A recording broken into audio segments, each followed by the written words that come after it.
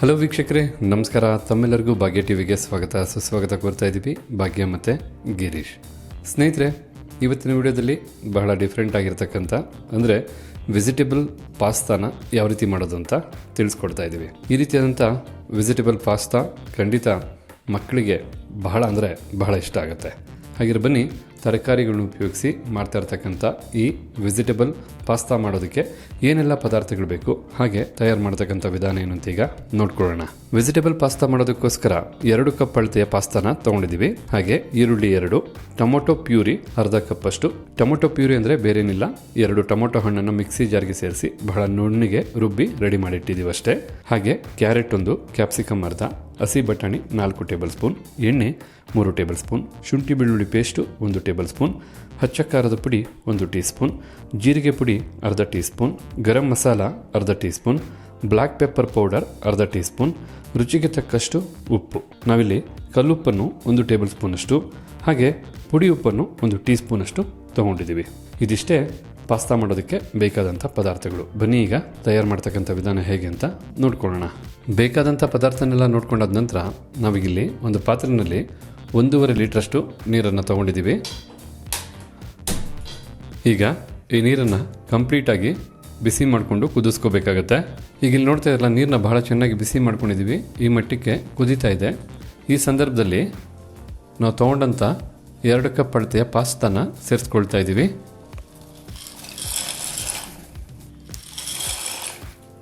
ನಂತರ ಕಲ್ಲುಪ್ಪು ಹಾಗೆ ಪುಡಿ ಉಪ್ಪಲ್ಲಿ ಕಲ್ಲುಪ್ಪನ್ನು ಪಾಸ್ತಾ ಬೇಯಿಸ್ಕೊಳ್ಳೋದಕ್ಕೆ ಸೇರಿಸ್ಕೊಳ್ತಾ ಇದ್ದೀವಿ. ಉಪ್ಪನ್ನು ಸೇರಿಸಾದ ನಂತರ 1 ಟೀ ಸ್ಪೂನಷ್ಟು ಎಣ್ಣೆನ ಸೇರಿಸ್ತಾ ಇದ್ದೀವಿ. ಈ ರೀತಿ ಎಣ್ಣೆ ಸೇರಿಸಿ ಪಾಸ್ತಾನ ಬೇಯಿಸೋದ್ರಿಂದ ಶೈನಿಂಗ್ ಆಗಿ ಮತ್ತು ಬಿಡಿಯಾಗಿ ಪಾಸ್ತಾ ಬೇಯೋದಕ್ಕೆ ಹೆಲ್ಪ್ ಆಗುತ್ತೆ. ಎಣ್ಣೆನೂ ಸೇರಿಸಾದ ನಂತರ ಈಗ ಒಮ್ಮೆ ಮಿಕ್ಸ್ ಮಾಡ್ಕೊಳ್ಳಿ. ಎಣ್ಣೆನೂ ಸೇರಿಸಿ ಮಿಕ್ಸ್ ಮಾಡಿದ ನಂತರ ಮತ್ತೆ 10 ನಿಮಿಷ ಐ ಫ್ಲೇಮಲ್ಲೇ ಪಾಸ್ತಾನ ಚೆನ್ನಾಗಿ ಬೇಯಿಸ್ಕೋಬೇಕಾಗತ್ತೆ. ಹೀಗಿಲ್ಲಿ ನೋಡ್ತಾ ಇದ್ರಲ್ಲ, 10 ನಿಮಿಷ ನಾವು ಹೈ ಫ್ಲೇಮಲ್ಲೇ ಪಾಸ್ತಾನ ಚೆನ್ನಾಗಿ ಬೇಯಿಸ್ಕೊಂಡಿದ್ದೀವಿ. ಬೆಂದಂಥ ಪಾಸ್ತಾ ಭಾಳ ಚೆನ್ನಾಗಿ ಬೆಂದು ಉಬ್ಬಿದೆ, ನೋಡ್ತಾ ಇರ್ಬೋದು. ಈ ರೀತಿ ಪಾಸ್ತಾನ ಬೇಯಿಸಾದ ನಂತರ ನಾವು ಫ್ಲೇಮ್ನ ಆಫ್ ಮಾಡ್ಕೊಳ್ಳೋಣ. ನಂತರ ಬಿಸಿ ಇರಬೇಕಾದ್ರೆ ಪಾಸ್ತಾ ಮತ್ತು ನೀರನ್ನು ಬೇರೆ ಬೇರೆ ಮಾಡ್ಕೋಬೇಕಾಗತ್ತೆ.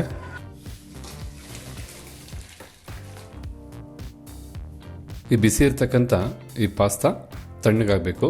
ಈ ಪಾಸ್ತಾ ಎಲ್ಲ ತಣ್ಣಗಾಗ್ತಕ್ಕಂಥ ಸಮಯದಲ್ಲಿ ಒಗ್ಗರಣೆಯನ್ನು ಮಾಡೋದಕ್ಕೆ ಶುರು ಮಾಡೋಣ. ಒಗ್ಗರಣೆ ಮಾಡೋದಕ್ಕೋಸ್ಕರ ಈಗ ಒಂದು ಬಾಂಡಿನ ಬಿಸಿ ಮಾಡ್ಕೊಳ್ತಾ ಇದ್ದೀವಿ. ನಂತರ ಈಗ ಬಿಸಿಯಾದಂಥ ಬಾಂಡಿಗೆ ಎಣ್ಣೆನ ಸೇರಿಸ್ಕೊಳ್ತಾ ಇದ್ದೀವಿ. ಎಣ್ಣೆನೂ ಸಹ ಸ್ವಲ್ಪ ಬಿಸಿ ಆಗಬೇಕು.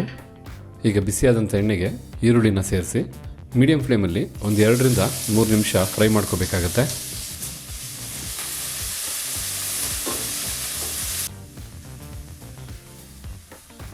ಹೀಗಿಲ್ಲಿ 2 ರಿಂದ 3 ನಿಮಿಷ ನಾವು ಈರುಳ್ಳಿನ ಫ್ರೈ ಮಾಡಾಯಿತು. ನಂತರ ನಾವು ಶುಂಠಿ ಬೆಳ್ಳುಳ್ಳಿ ಪೇಸ್ಟ್ನ ಸೇರಿಸ್ಕೋಬೇಕಾಗತ್ತೆ. ಈಗ ಶುಂಠಿ ಬೆಳ್ಳುಳ್ಳಿ ಪೇಸ್ಟ್ನು ಒಂದು 30 ಸೆಕೆಂಡು ಈರುಳ್ಳಿ ಜೊತೆ ಬೆರೆಸಿ ಬಿಸಿ ಮಾಡಿಕೊಂಡ್ರೆ ಸಾಕಾಗುತ್ತೆ. ಹೀಗಿಲ್ಲಿ ಶುಂಠಿ ಬೆಳ್ಳುಳ್ಳಿ ಪೇಸ್ಟ್ನು ಸಹ ಫ್ರೈ ಮಾಡಾಯಿತು.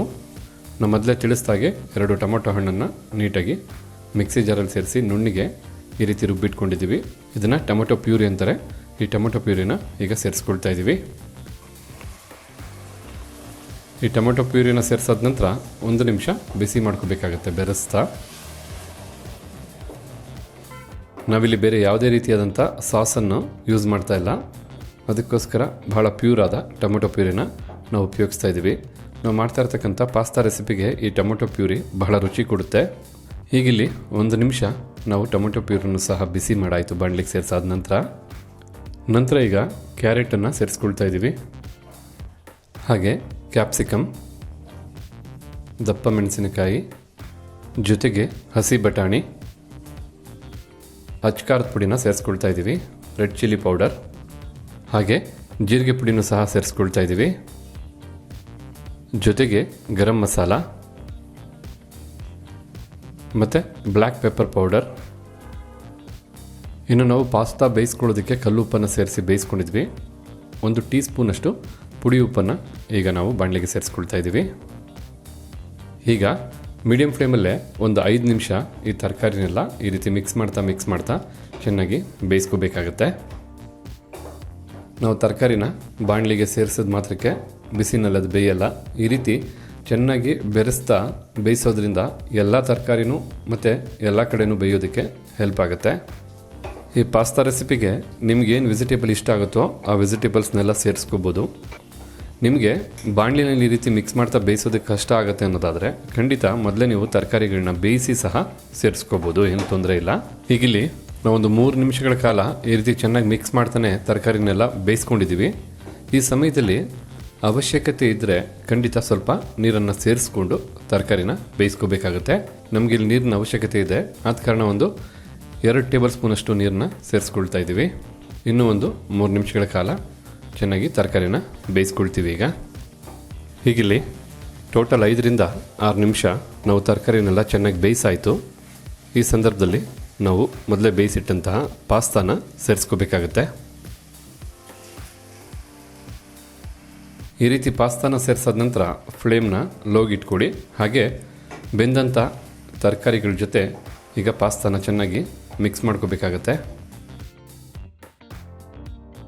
ಖಂಡಿತ ಬಹಳ ರುಚಿಕರವಾದಂತಹ ರೆಸಿಪಿ ಇದು. ನಾವಿಲ್ಲಿ ಕರೆಕ್ಟಾದ ಕನ್ಸಿಸ್ಟೆನ್ಸಿಗೆ ಮಾಡ್ಕೊಳ್ತಾ ಇದ್ದೀವಿ. ಬಾಣಲಿಲಿ ಹುರಿದು ರೆಡಿ ಮಾಡಿದಂಥ ಮಸಾಲ ಹಾಗೆ ತರಕಾರಿ ಎಲ್ಲ ಬಹಳ ಚೆನ್ನಾಗಿ ಬೆರಿಬೇಕು, ಅಲ್ಲಿವರೆಗೂ ನೀಟಾಗಿ ಮಿಕ್ಸ್ ಮಾಡ್ಕೊಳ್ತಾನೆ ಇರಬೇಕಾಗತ್ತೆ. ಈ ರೀತಿ ಕಂಪ್ಲೀಟಾಗಿ ಪಾಸ್ತಾಗೆ ನಾವು ರೆಡಿ ಮಾಡಿದಂಥ ಮಸಾಲೆ ಹಾಗೆ ತರಕಾರಿ ಮಿಕ್ಸ್ ಆದ ನಂತರ ನೀವಿಲ್ಲಿ ನೋಡ್ತಾ ಇರ್ಬೋದು ವೆಜಿಟೇಬಲ್ ಪಾಸ್ತಾ ಬಹಳ ಚೆನ್ನಾಗಿ ಸೊಗಸಾಗಿ ರೆಡಿಯಾಗಿದೆ. ಹಾಗಿದ್ರೆ ನೋಡ್ಕೊಂಡ್ರಲ್ಲ ವೀಕ್ಷಕರೇ, ಖಂಡಿತ ಯಾವ ರೀತಿ ಪಾಸ್ತಾ ಮಾಡೋದು ಅಂತ ನಿಮ್ಮ ಮಕ್ಕಳಿಗೆ ಒಮ್ಮೆ ಮಾಡಿಕೊಡಿ, ಖಂಡಿತ ಇಷ್ಟಪಟ್ಟು ತಿಂತಾರೆ. ಹಾಗಿದ್ರೆ ಇವತ್ತು ನಾವು ಮಾಡಿದಂಥ ಈ ಪಾಸ್ತಾ ರೆಸಿಪಿ ತಮಗೆಲ್ಲರಿಗೂ ಇಷ್ಟ ಆಗಿದೆ ಅಂತ ತಿಳ್ಕೊಂಡಿದ್ದೀನಿ.